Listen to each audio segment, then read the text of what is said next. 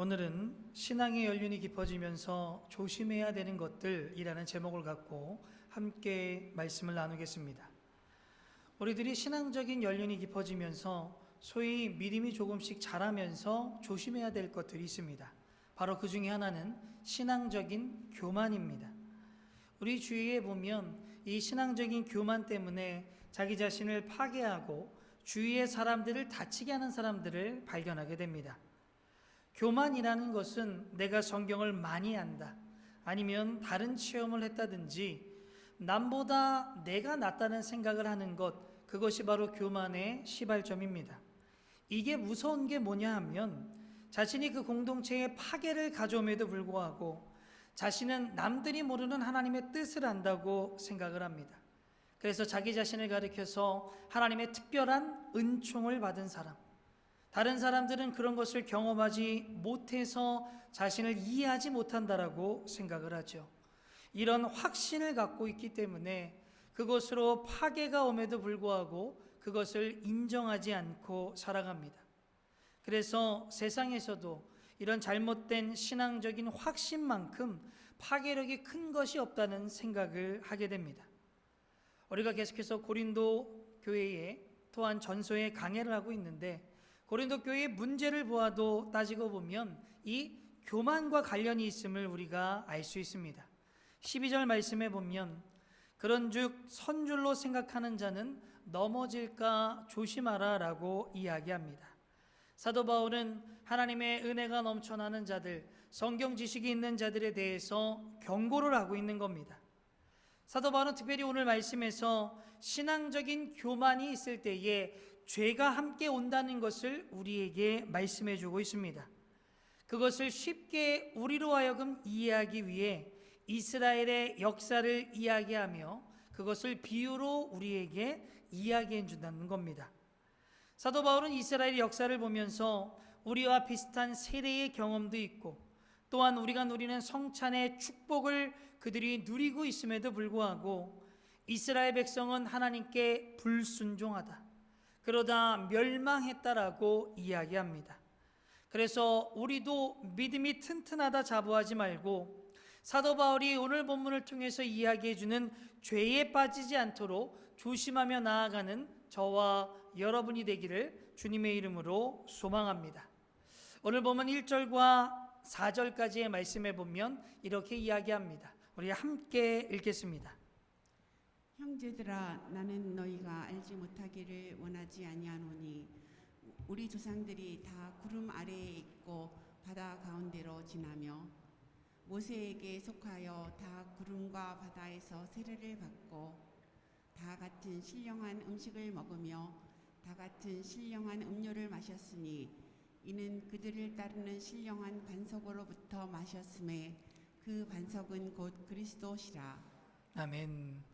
우리가 읽은 말씀은 이스라엘 역사 중에 이스라엘 민족이 홍해를 지나는 경험에 대해서, 또한 광야에서 만나를 먹은 이야기를 하고 있습니다. 그렇게 그들은 하나님의 은혜 가운데 있으면서도 하나님께 불순종함으로 멸망을 당하게 됩니다. 우리가 이 사건을 통해서 알 수 있는 것은 신앙적인 교만, 신앙적인 불순종을 통해 결국 우리는 죄를 불러오게 된다는 겁니다. 이런 신앙적으로 오는 죄는 어떠한 것들이 있는가? 사도 바울은 우리에게 이런 것들을 이야기하며 그것을 경계하라고 이야기하고 있죠. 첫 번째, 우리가 경계해야 될 죄는 우상 숭배입니다. 신앙적 교만은 우상 숭배를 우리에게 가지고 온다는 것이죠. 사도 바울은 모세가 십계명을 받기 위해 시내산에 올라갔을 때를, 또한 이스라엘 민족은 그 모세가 내려오지 않자 금으로 황소를 만든 그 사건을 이야기합니다. 오늘 보면 7절 말씀에 보면 이렇게 이야기하죠. 그들 가운데 어떤 사람들과 같이 너희는 우상 숭배하는 자가 되지 말라. 기록된 바 백성이 앉아서 먹고 마시며 일어나서 뛰논다 함과 같으니라. 아멘. 우리가 잠깐 생각해 볼 것은 새로 믿거나 안 믿는 사람에게 있어서 우상 숭배의 문제는 당연히 있을 수 있다는 생각을 하게 됩니다. 그런데 신앙에 연륜이 있는 사람들이 어떻게 우상 숭배에 빠질 수 있는가라는 의문을 우리가 가질 수 있다는 것이죠. 그런데 우리가 우상의 정의를 짚고 넘어갈 필요가 여기에서 있습니다. 흔히 우리가 이야기하는 우상은 사람의 손으로 만든 나무나 금속, 공예품들을 이야기합니다. 당연히 그것을 우상이라고 이야기한다면 신앙에 연륜이 깊은 사람은 그런 우상을 섬기지 않을 겁니다. 그러나 우상이라는 것이 정말 무엇인가? 하나님보다 더 사랑하는 것, 그것이 바로 우상이라는 겁니다. 그래서 사도 바울은 고린도서 3장 5절 말씀에 보면 이런 이야기를 합니다. 탐심은 우상 숭배다. 하나님보다 욕심이 앞장서면 그것이 바로 우상 숭배라는 것을 우리에게 이야기해 줍니다. 그래서 우리의 삶 가운데 하나님보다 더 사랑하고 하나님보다 더 의지하는 것이 있다면 그것이 바로 우상이요, 그것을 따라가는 삶을 살아간다면 그것이 바로 우상 숭배의 삶을 살아간다는 겁니다. 우리가 우상을 이런 정의로 한다면 신앙에 연륜이 깊을지라도 우리는 우상 숭배에 빠질 수 있다는 것이죠. 그러면 우리 신앙인들이 많이 빠질 수 있는 우상 숭배가 무엇이 있을까? 저는 사역이 있을 수 있다라고 생각을 합니다. 어떨 때에는 신앙이 될 수도 있고 어떨 때에는 교회의 전통이라는 것이 우리의 우상이 될 수 있다는 겁니다. 이것이 잘 드러나는 것이 사역을 잘 해보고자 사람들이 모였는데 거기에서 의견이 갈리고 다투고 분열하게 됩니다. 성경을 갖고 신학적으로 의견이 틀려서 다투는 사람들도 있습니다. 어떤 때에는 교회의 전통이 이것이기 때문에 지켜야 한다고 하면서 사람들과 싸우는 경우도 있죠. 왜 이러한 행위가 우상 숭배가 됩니까? 왜 이것이 하나님보다 더 사랑하는 것이 되는가? 그것은 예수님께서 십자가에 달려 돌아가시기 전에 하신 말씀이 우리에게 남아있기 때문입니다. 예수님께서는 십자가에 달려 돌아가시기 일주일 전에 대적자들을 만납니다. 그 대적자들이 이렇게 이야기하죠. 가장 중요한 계명을 하나 뽑아라. 그때 예수님께서 마태복음 22장 37절부터 40절 말씀을 이렇게 이야기합니다. 우리 함께 읽겠습니다. 예수께서 이르시되 내 마음을 다하고 목숨을 다하고 뜻을 다하여 주 너의 하나님을 사랑하라 하셨으니 이것이 크고 첫째 되는 계명이요 둘째도 그와 같으니 네 이웃을 네 자신같이 사랑하라 하셨으니 이 두 계명이 온 율법과 선지자의 강령이니라. 아멘. 예수님께서 그들의 이야기를 듣고 가장 중요한 계명에 대해 이렇게 말씀합니다. 하나님을 사랑하고 이웃을 사랑하라. 40절 말씀에 보면 이 두 사랑이 온 율법과 선지자의 강령이라고 이야기하죠. 신약 성경에 율법과 선지자의 강령이 나오면 그것이 바로 성경을 뜻하는 겁니다. 성경에서 가장 중요한 것이 무엇인가? 하나님을 사랑하고 이웃을 사랑한다는 것을 우리에게 말씀해 주는 겁니다. 예수님이 이런 설명을 해주셨습니다. 그런데 이 사랑을 깨면서 사역을 잘 해보겠다고 하는 사람들, 이 사랑을 깨면서 신학적인 문제로 다투는 사람들, 정말 이 사랑을 깨면서 교회의 전통을 놓고 싸우는 사람들이 있다면 이것이 무엇을 의미하는 것입니까? 바로 하나님이 하나님보다 더 중요하다는 것을 말이 아닌 행동으로 보여주고 있다는 겁니다. 그래서 예수님께서는 요한복음 14장 15절 말씀에 이렇게 이야기합니다. 너희가 나를 사랑하면 나의 계명, 나의 말씀을 지킨다라고 이야기합니다. 만약에 그것을 깨면서까지 싸우게 된다면 이것은 하나님의 계명을 지키지 않는다는 것이죠. 바로 하나님을 사랑하지 않고 있다는 것을 우리가 행동으로 보여주고 있다는 겁니다. 그래서 우리의 신앙의 연륜이 깊어지면 깊어질수록 우리에게 가장 중요한 것이 무엇입니까? 바로 사랑입니다. 어릴 때에는 상관이 없지만 믿음이 깊어지면 깊어질수록 옳고 그름을 따지는 것이 아니라 사랑을 이야기해야 됩니다. 하나가 되는 것, 화목하는 것, 서로가 사랑하며 나아가는 것, 이것이 우리의 목표가 되어야 한다는 것이죠. 우리는 이것을 목표로 삼고 우리는 교만에서 쓰러지는 실수를 범하지 아니하는 저와 여러분이 되기를 주님의 이름으로 소망합니다. 신앙적 교만이 불러오는 두 번째 죄는 바로 간음입니다. 신앙적 교만은 간음을 가지고 옵니다. 사도 바울은 8절 말씀에 보면 이스라엘의 광야 생활을 예를 들고 있습니다. 이스라엘 민족이 광야에서 시딤 지역이라는 곳에 가는데 그곳에는 모압 원주민들이 살았습니다. 그들이 이렇게 보니까 그들이 좋아 보이는 것이요. 그 모압 원주민들에게 푹 빠지게 됩니다. 그들의 신전에 가기도 하고 그곳에 가서 절도 하고 그곳의 여자들과 간음에 빠지게 됩니다. 이것이 민수기 25장에 나오죠.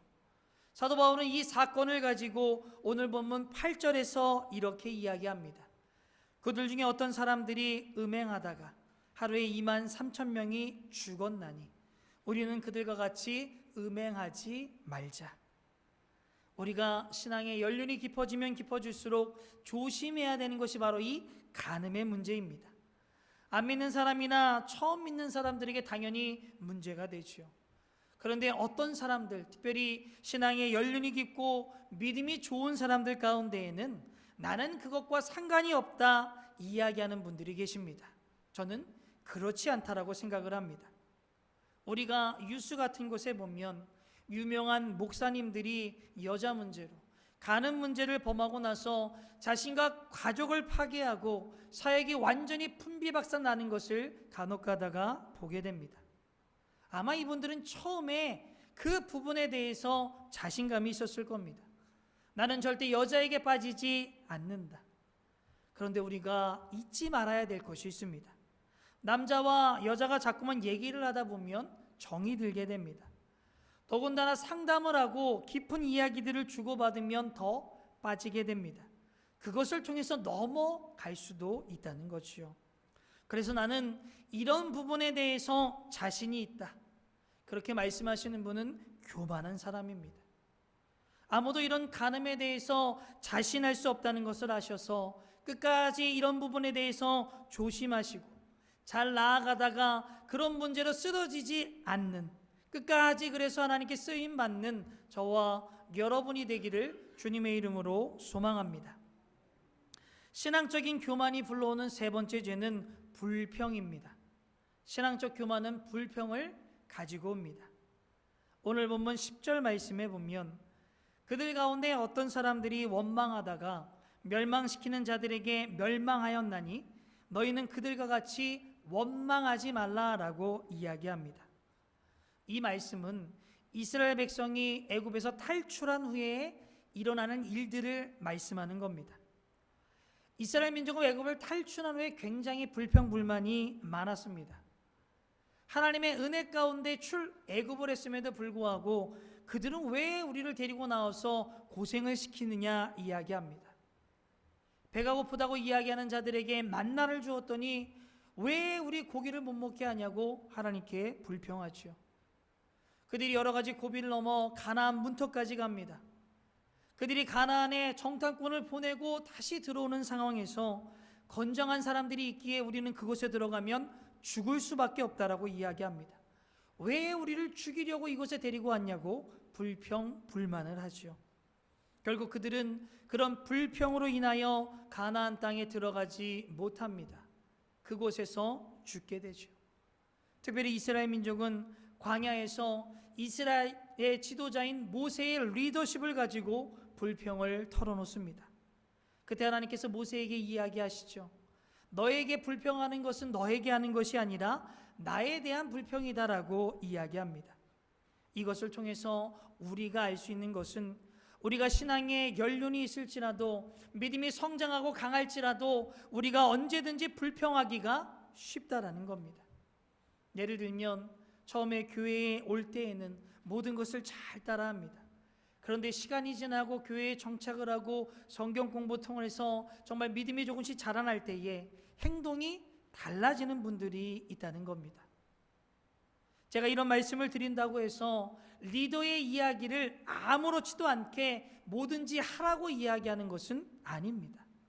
당연히 다른 것이 있다면 이견을 제시해야지요. 그런데 불평과 이견은 다릅니다. 이견은 그 불평하는 상대, 그 본인에게 가서 이야기합니다. 그러나 불평은 그 사람이 아닌 제3자에게 이야기를 하죠. 또한 이견은 대안을 제시합니다. 그러나 불평은 그 문제에 대한 비난말을 하죠. 이견은 리더들이 얘기해서 수용이 안 될지라도 그것이 성경에 어긋나지 않는다면 그것을 수용하게 됩니다. 그러나 불평은 문제에 수용도 하지 않으며 그 수용할 때까지 자꾸만 계속해서 괴롭힌다는 거죠. 이견과 불평은 차이가 있습니다. 그래서 우리가 신앙의 연륜이 깊어지면 깊어질수록 말을 아껴야 됩니다. 또한 우리의 믿음이 성장할수록 부정적인 얘기, 불평이 아니라 긍정적인 말을 해 나아가야 합니다. 그래서 우리는 이 불평이라는 것을 조심하셔서 늘 하나님께 쓰임받는 저와 여러분이 되기를 주님의 이름으로 소망합니다. 바울은 이런 죄에 대해서 이야기하며 신앙적인 교만을 조심하라 말씀하지요. 그런 그들에게 또 하나의 메시지를 줍니다. 바로 악령을 무시하지 말라는 겁니다. 우리는 악령, 귀신, 사단을 무시해서는 안 됩니다. 고린도 교회 성도들은 굉장히 영적인 체험을 많이 한 사람들입니다. 자기네들이 하나님의 복음을 정확히 알고 있다 확신하고 있는 자들이었죠. 그래서 사도인 바울이 왔을 때에도 그를 무시하는 것을 보게 됩니다. 확신한 신학적인 지식이 있었기에 타 신전에 있는 음식을 먹어도 된다라고 이야기했습니다. 먹어도 되지요. 이 사람들이 왜 먹어도 돼야 되는가? 그들이 주장한 내용은 비너스는 돌이나 금속으로 만든 우상에 지나지 않는다. 그 신이 있는 것이 아니기 때문에 그 음식을 먹어도 상관이 없다라고 이야기합니다. 틀린 이야기는 아니죠. 맞습니다. 그런데 이 사람들이 관가한 것이 하나 있습니다. 분명히 그 신은 없는 것은 맞지만 그 뒤에 그 신을 흉내내고 있는 악령을 그들이 보지 못했다는 겁니다. 그래서 사도 바울은 오늘 본문 18절부터 20절 말씀에 이렇게 이야기합니다. 우리 함께 읽겠습니다. 육신을 따라 난 이스라엘을 보라. 제물을 먹는 자들이 제단에 참여하는 자들이 아니냐. 그런즉 내가 무엇을 말하느냐. 우상의 제물은 무엇이며 우상은 무엇이냐. 무릇 이방인이 제사하는 것은 귀신에게 하는 것이요 하나님께 제사하는 것이 아니니 나는 너희가 귀신과 교제하는 자가 되기를 원하지 아니하노라. 아멘.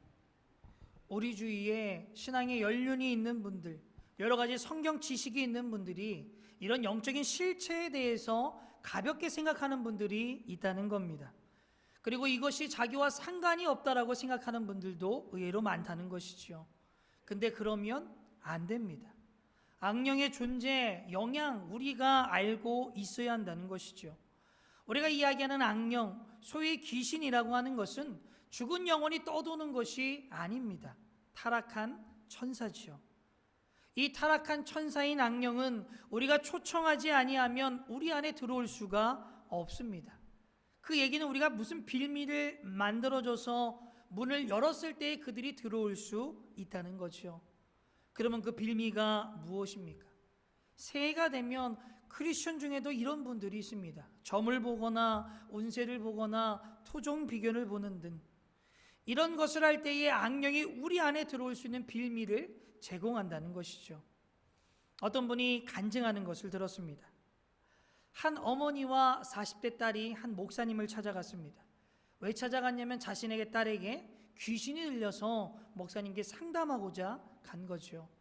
그 목사님이 그 딸을 봤더니 눈에 초점도 없고 굉장히 흐릿흐릿하답니다. 그리고 실없이 계속해서 웃기도 하고 자신을 뚫어지게 쳐다보는데 싸한 느낌이 들었답니다. 그리고 물을 먹으라고 종이컵을 줬는데 그 종이컵을 잘근잘근 씹었다고 하죠. 그러면서 그 딸이 왜 이렇게 됐는가 그 어머니가 설명을 합니다. 이 딸이 굉장히 사업을 하고 있었는데 갑자기 어려워졌다고 합니다.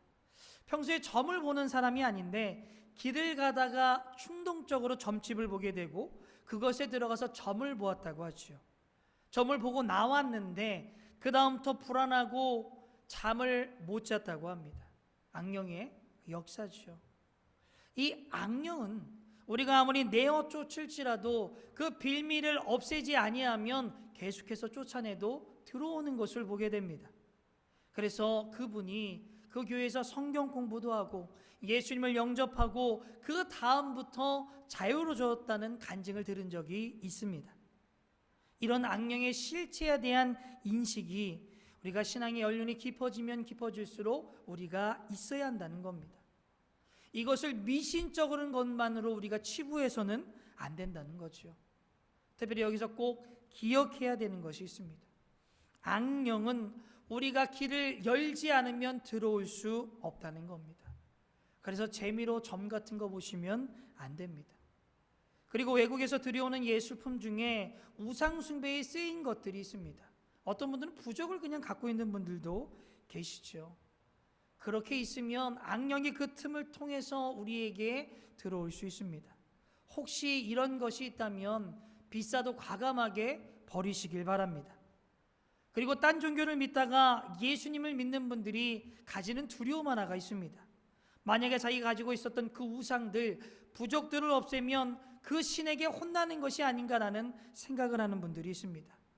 이런 생각을 가진 분들이 있다면 걱정 안 하셔도 됩니다. 그 신이 공격을 할지라도 우리가 믿고 있는 예수님이 훨씬 더 셉니다. 예를 들면 마가복음에 보면 예수님께서 거라사 지방이라는 곳에 가셔서 귀신 들린 자의 귀신을 쫓는 장면이 나옵니다. 귀신 들린 사람 안에 귀신이 하나가 있는 것이 아니라 군대의 사단이라고 이야기합니다. 어마어마하게 귀신이 들어있는 거죠. 예수님은 그 귀신을 쫓아서 돼지 안에 들어가게 하시고 그 돼지가 전부 죽게 되는 장면이 나오게 됩니다. 악한 영은 타락한 천사입니다.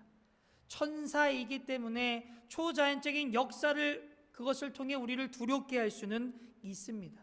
그러나 천사는 피조물이기 때문에 예수님의 상대가 안 된다는 겁니다. 예수님은 하나님의 아들입니다. 모든 만물을 예수님을 통하여 만들어졌습니다. 창조주와 피조물이 싸우면 상대도 되지 않습니다. 그러면 우리가 그런 예수님을 믿고 있는데 창조주 하나님을 믿고 있음에도 불구하고 왜 우리는 악한 영에게 시달리는가? 우리의 삶이 주춤해서 그렇습니다. 하나님께 나아가는 것도 아니고 세상 가운데 나아가는 것도 아닌 그 중간에 주춤해서 엉거주춤한 삶을 우리가 살아가기 때문에 그들의 영향력 가운데 우리가 계속해서 있다는 거죠. 우리의 신앙이 우리가 영적으로 성숙할 때에 사단이 우리에게 공격할 수도 있고 유혹할 수도 있고 장난칠 수 있습니다. 그러나 우리 안에 들어올 수는 없습니다. 우리가 틈을 주지 아니하면 그들은 어찌할 수가 없다는 것이죠. 그래서 우리 모두는 사단이 들어올 수 있는 기회를 주지 않는, 그래서 악한 영향력 안에서 완전히 벗어나며 하나님의 능력 가운데 살아갈 수 있는 저와 여러분이 되기를 주님의 이름으로 소망합니다. 사도 바울은 그 이후에 한 가지의 메시지를 더 우리에게 전합니다. 이것은 신앙적인 교만에서 벗어나는 법, 하나님이 끝까지 쓰임받을 수 있는 자로 살아가는 방법을 우리에게 이야기해 줍니다. 그것은 바로 하나님의 사명을 위해서 살아갈 때에 우리는 하나님의 능력 가운데 살아갈 수 있다는 겁니다. 신앙적인 교만에서 벗어나는 방법, 사명 가운데 살아가는 겁니다. 고린도 교회의 성도들은 정확한 신앙을 가지고 있었습니다. 크리스천이 그리스도 안에서 누릴 수 있는 자유에 대해서도 너무나 잘 알고 있었습니다. 그런데 그들이 그것을 누리지 못한 이유는 자꾸만 그들은 문제가 생겼을 때에 이것이 죄냐 그것이 죄가 아니냐는 것에만 집중하게 됩니다. 예를 들면 담배 피는 것이 죄입니까? 당구장에 가거나 노래방에 가는 것이 죄입니까? 그런 문제에 대해서 물어본다면 죄는 아닙니다. 그런데 사도 바울은 거기에 머물러 있는 것이 아닙니다. 죄냐, 죄지 않느냐 이런 것이 아니냐, 그것에 머물러 있는 것이 아닌 하나의 또 이야기를 하죠. 오늘 본문 23, 24, 31절 말씀 함께 읽겠습니다. 모든 것이 가하나 모든 것이 유익한 것은 아니요 모든 것이 가하나 모든 것이 덕을 세우는 것은 아니니 누구든지 자기의 유익을 구하지 말고 남의 유익을 구하라. 그런즉 너희가 먹든지 마시든지 무엇을 하든지 다 하나님의 영광을 위하여 하라. 아멘. 사도 바울은 신앙의 연륜이 되고 믿음이 성장하면 죄냐 아니냐 이 영역을 넘어서라고 이야기합니다. 그래서 마지막에 이야기하는 것이 바로 하나님의 영광, 하나님의 사명을 위해서 살아가라 말씀하고 있는 겁니다. 그러면 하나님께서 우리에게 주시는 사명이 무엇이 있습니까? 첫 번째는 세상의 빛과 소금의 역할을 우리가 감당해야 합니다. 마태복음 5장 13절과 14절 말씀에 보면 너희는 세상의 소금이다라고 이야기합니다. 14절 말씀에 보면 너희는 세상의 빛이라라고 이야기하죠. 이 세상이 부정부패와 부조리로 꽉 차 있다는 것은 누구도 부정할 수 없는 사실입니다. 우리는 그런 것들을 다 알면서 그렇게 살면 안 된다는 것을 알매도 불구하고 거의 대부분은 그곳에 동조하면서 살아갑니다. 어떤 사람들은 이런 것이 싫어서 세상을 등지고 산으로 가는 분들도 있죠. 그런데 성령님을 받은 우리, 하나님의 자녀가 된 우리는 다른 선택 하나를 할 수 있습니다. 바로 어두운 세상을 밝히고 부패한 세상을 정화시킬 수 있는 사명을 갖고 살아갈 수 있다는 겁니다. 그런데 이것은 사람의 힘으로 안 됩니다. 성령님이 우리 안에 계실 때에 그분이 우리에게 새로운 욕구와 새로운 능력을 주시기에 가능하다는 겁니다. 그래서 사도 바울은 이야기합니다. 내가 사는 것이 아니요 내 안에 그리스도가 사신다. 그래서 그분의 능력으로 우리가 살아갈 수 있다라고 이야기합니다. 그런데 우리가 이런 말씀을 들으면 참 부담이 됩니다. 나 하나 변한다고 세상이 변할 수 있을까? 우리 교회 하나가 변한다고 이 세상이 변할 수 있을까라는 생각을 가지게 되죠. 그래서 아마 예수님께서는 소금의 비유를 우리에게 말씀해 주신 것이 아닌가라는 생각을 합니다. 여러분이 음식을 할 때에 소금을 넣습니다. 처음에 소금을 딱 넣으면 그 넣은 부분만 짜집니다. 그런데 그것을 계속해서 섞으면 점점점 퍼져가죠. 그래서 그 음식이 짠 것이 아니라 간을 맞추게 됩니다. 전체의 맛을 변화시킨 것이죠. 그것처럼 우리가 해야 될 것은 우리 주위를 밝히는 겁니다. 우리 주위를 정화시키는 거죠. 예를 들면 요즘에 이혼율이 급증한다, 가정이 깨진다라는 이야기들이 참 많습니다. 그러면 크리스천인 내가 그렇게 살아가지 않으면 됩니다.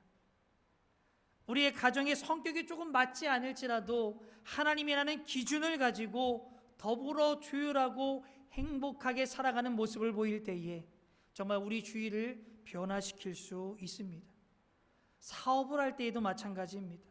세상에서 이야기하는 부정부패가 아닌 하나님을 의지하고 정직하게 살아갈 때에, 그래서 하나님께서 우리에게 능력을 주시고 도와주시는 그 모습을 통해서 주위에 영향력을 미치는 겁니다.